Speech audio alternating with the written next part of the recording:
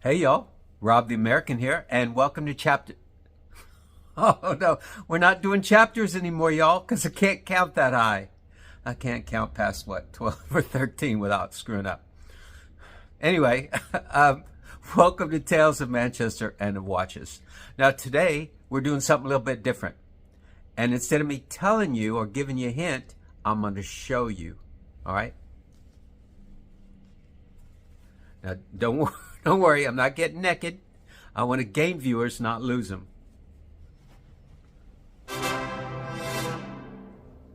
All right, now what's on this t-shirt has a special bond with Manchester, and some of y'all will know what that is already, and some of you won't have a clue. And on my wrist today is going to be this. All right, so I'm going to strap this on, and I hope y'all will join me. Come on. All right, y'all, it's another cold one. Alexa does me wrong every time. She says it's 43 degrees today, Fahrenheit. So that's subtract 30, divide by 2, 43, 33, no, 43, 13 divided by 2 is 7, 6.5. All right. Okay, so in 2010, Marvel announced that they were going to be filming Captain America, the first Avenger. And one of the locations they decided on was right here in Manchester. So there's a street we're headed to now where lots of filming takes place, because there's one of the buildings is used for props and all of this kind of stuff. And that's where we are heading now. All right, y'all, we're almost at our destination, which will be Dale Street. And the reason they chose Dale Street is because the film is supposed to be taking place in Brooklyn, New York. And when y'all see this street, you'll understand why they chose this. All right, we are on Dale Street. Look at the facades of these buildings. Wow. And with that staircase and everything, you could totally see New York City in this building. It's totally understandable why they would use Dale Street to film movies here. You are surrounded. Look at that. That's awesome.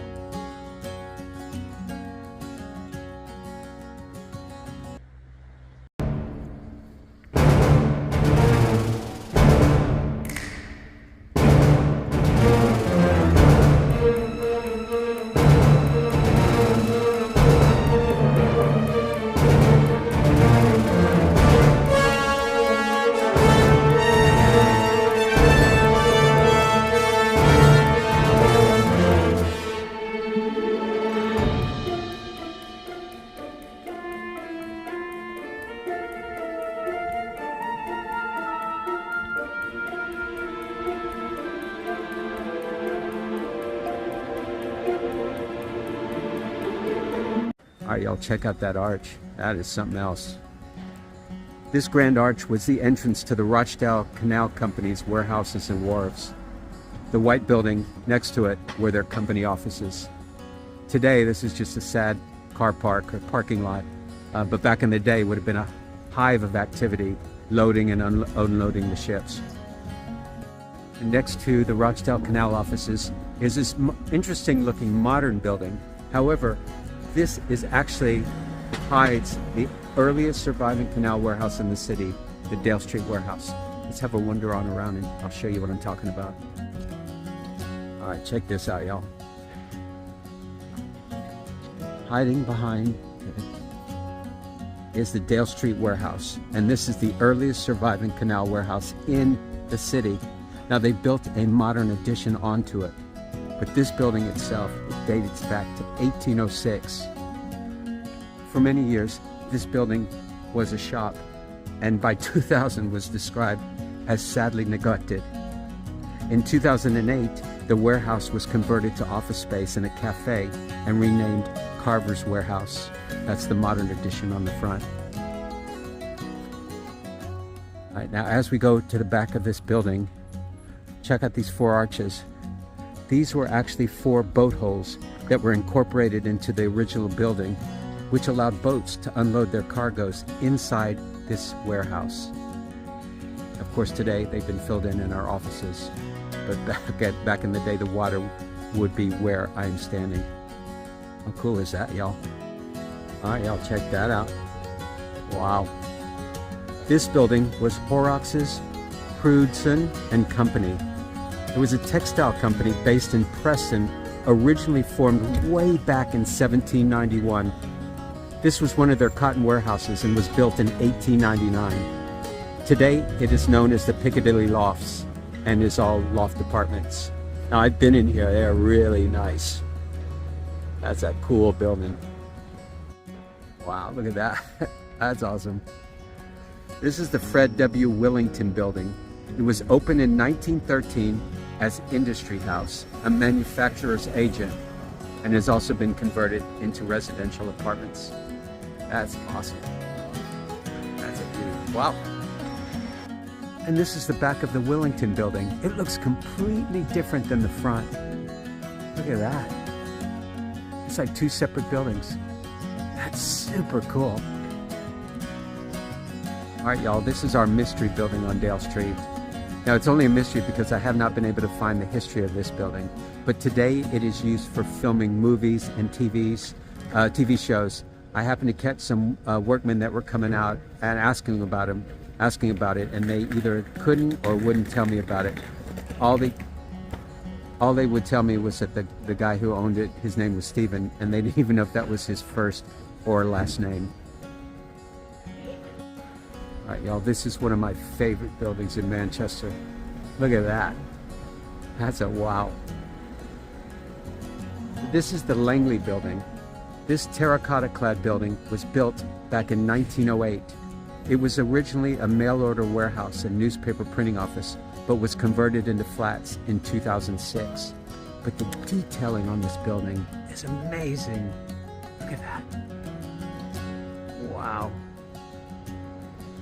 That's awesome. Look at the windows on these buildings. Wow. That's crazy. And the arch. That's awesome. We're gonna make our way around to the back of these buildings and see what we can see. And this is the back of that Langley building. Look at that. The back is as great as the front, y'all. Wow. Look at that. Oh my gosh. That's awesome. And this is the Aleska House. It's a former clothing warehouse opened back in 1875 and converted into apartments. Those fire escape stairhouse totally remind me of New York City. You can understand why these film companies would want to film here. All right, y'all. This building I've struggled with finding a little more information. Now, I know it opened right around the turn of the century and was a warehouse, but I was not able to find information. Today, it is owned by Boohoo, which is a women's clothing store, and this is their home offices. Here's the back of the Boohoo building. That's awesome too. Wow, I'm so glad we came around back. That's amazing, y'all. All right, y'all, why don't we go on inside, we'll go into that cafe, have something to drink, and have a little chat. All right, y'all, let's have a wander on into Northstar Piccadilly Cafe.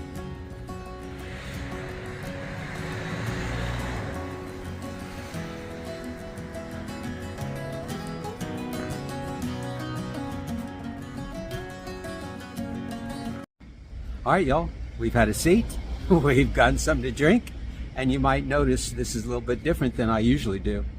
I am sitting outside the Northstar Piccadilly Cafe. The owner's been kind enough to let me sit outside.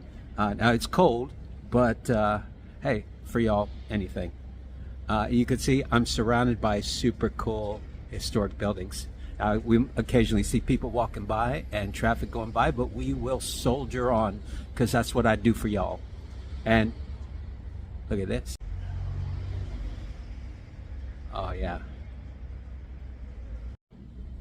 This is the Omega Moonswatch Mission to Mercury. Now, Omega collaborated with Swatch and came out with a series of these to celebrate the Omega Speedmaster Moonwatch, the first watch on the moon.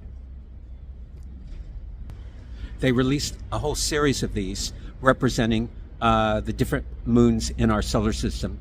So I wasn't able to memorize all these. So this is, like I said, is the mission to Mercury. There's also a mission to the Sun, mission to Venus, Earth, Moon, Mars, Jupiter, Saturn, Uranus, Neptune, and Pluto.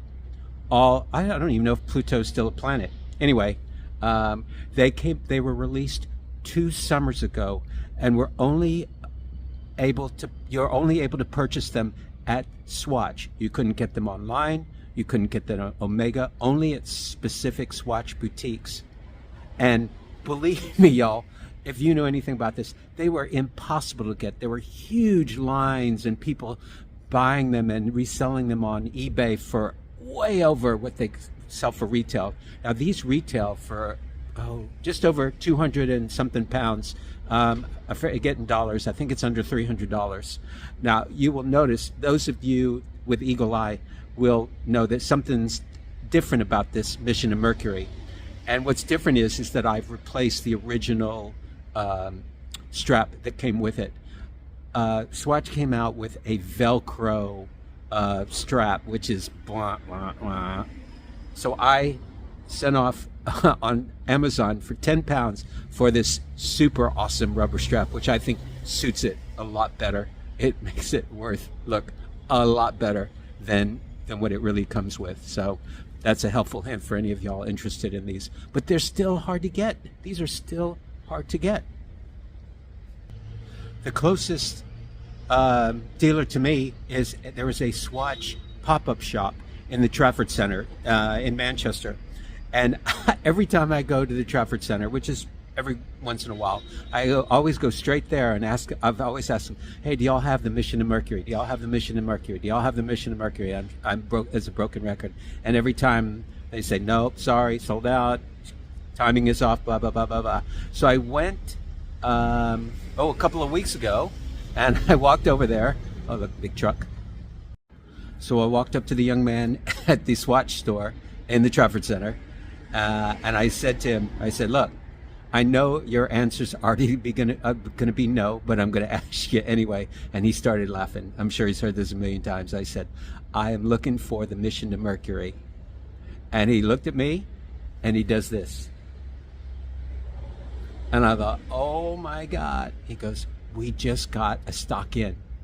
And he reaches below in the secret compartment and he pulls out a box that says mission to Mercury. Well, I was in shock, and I just had a big old grin on my face, and I said, "You have made this old guy very, very happy."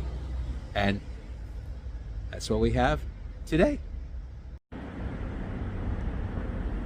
Oh yeah. The case is 42 millimeters with a 13 millimeter thickness. It's made of what Swatch calls bioceramic, which I think is just a fancy kind of plastic. Now, obviously, the original Speedmaster Moonwatch, you're talking thousands and thousands of dollars and pounds, whereas this one, in order to keep the cost low, is made of plastic. It's a quartz movement, so you never have to wind it, with a water resistance of 30 meters. It's got the Omega Swatch branding and the iconic Speedmaster logo. It's an awesome watch, and for the price, you can't beat it. Oh yeah, I'm a big fan of this chronograph. So if you have champagne taste on a Lone Star beer budget, this Moonswatch is perfect. All right, y'all, that's it for me today. I've got to thank Adam at the Northstar Piccadilly Cafe for giving us permission to film here today. So if you find yourself in Manchester, come on down to the northern quarter to Dale Street and check out these super cool buildings. But make sure you watch Captain America First Avenger so you will recognize these streets. It makes it really awesome and stuff like that. And if you enjoyed this video, I hope you'll give it a like and subscribe to the channel. And hope you'll join me next time for another amazing Manchester building and another super awesome watch. All right, y'all, be well.